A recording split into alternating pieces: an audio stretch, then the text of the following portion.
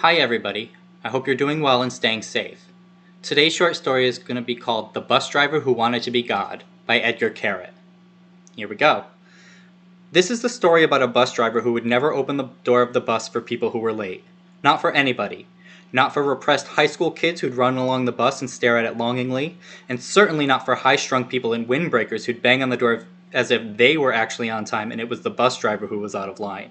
And not even for little old ladies with brown paper bags full of groceries who struggled to flag him down with trembling hands. And it wasn't because he was mean that he didn't open the door, because this driver didn't have a mean bone in his body. It was a matter of ideology. The driver's ideology said that if, say, the delay that caused by opening the door for somebody who came in late was just under 30 seconds, and if not opening the door meant that this person would wind up losing 15 minutes of their life, it would still be more fair to society to not open the door, because the 30 seconds would be lost to every single passenger on the bus. And if there were, say, 60 people on the bus who hadn't done anything wrong and had all gotten to the bus stop on time, then together they'd be losing half an hour, which is double 15 minutes.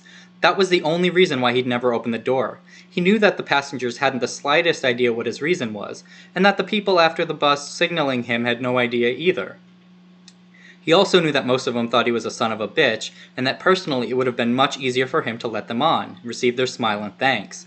Except that when it came between choosing between smiles and thanks on the one hand, and the good of society on the other, this driver knew what it had to be. The person who suffered the most from this driver's ideology was named Eddie, but unlike the other people in the story, he wouldn't even try to run for the bus. That's how lazy and wasted he was. Now, Eddie was an assistant cook at a restaurant called The Steakaway, which was the best pun that the stupid owner at the place could come up with.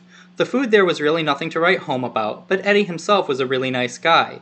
So nice that sometimes, when something he made didn't come out too great, he'd serve it to the table himself and apologize.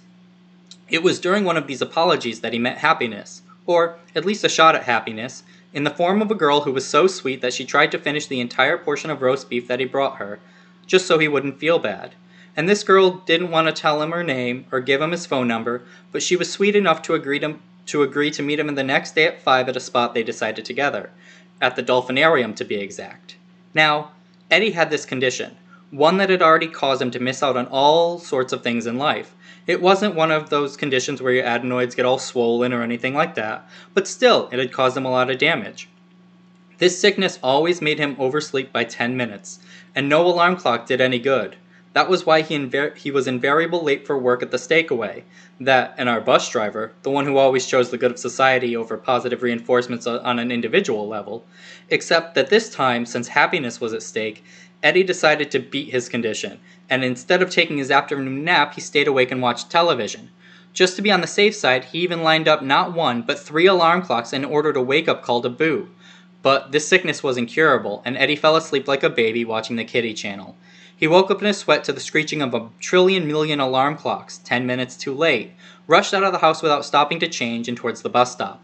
He barely remembered how to run anymore, and his feet fumbled a bit every time they left the sidewalk.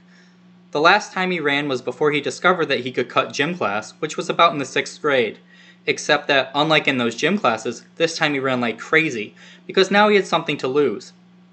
And all the pain in his chest and his Lucky Strike wheezing weren't going to get in the way of his pursuit of happiness. Nothing was going to get in his way except our bus driver, who had just closed the door and was beginning to pull away. The driver saw Eddie in his rearview mirror, but, as we've already explained, he had an ideology. A well-reasoned ideology that, more than anything, relied on the love of justice and on simple arithmetic. Except that Eddie didn't care about the driver's arithmetic. For the first time in his life, he really wanted to get somewhere on time. And that's why he went right on chasing the bus, even though he didn't stand a chance. Suddenly, Eddie's luck turned, but only halfway. 100 yards past the bus stop there was a traffic light, and just a second before the bus reached it, the light turned red. Eddie managed to catch up with the bus and drag himself all the way to the driver's door. He didn't even bang on the glass, he was so weak. He just looked at the driver with moist eyes and fell to his knees, panting and wheezing. This reminded the driver of something. Something from out of the past. From a time even before he wanted to become a bus driver. When he still wanted to become God. It was kind of a sad memory because the driver didn't become God in the end. But it was a happy one too, because he became a bus driver, which was his second choice. And suddenly the driver remembered how he'd once promised himself that if he became God in the end, he'd be merciful and kind and would listen to all of his creatures. So when he saw Eddie from way up in the driver's seat kneeling on the asphalt, he simply couldn't go through with it. And in spite of his ideology and his simple arithmetic, he opened the door and Eddie got on. And didn't even say thank you, he was so out of breath. Now the best thing to do would be to stop listening here, because even though Eddie did get to the dolphinarium on time, Happiness couldn't come, because Happiness already had a boyfriend. It's just that she was so sweet that she couldn't tell himself to tell Eddie, so she preferred to stand him up. Eddie waited for her on a bench they'd agreed on for almost 2 hours.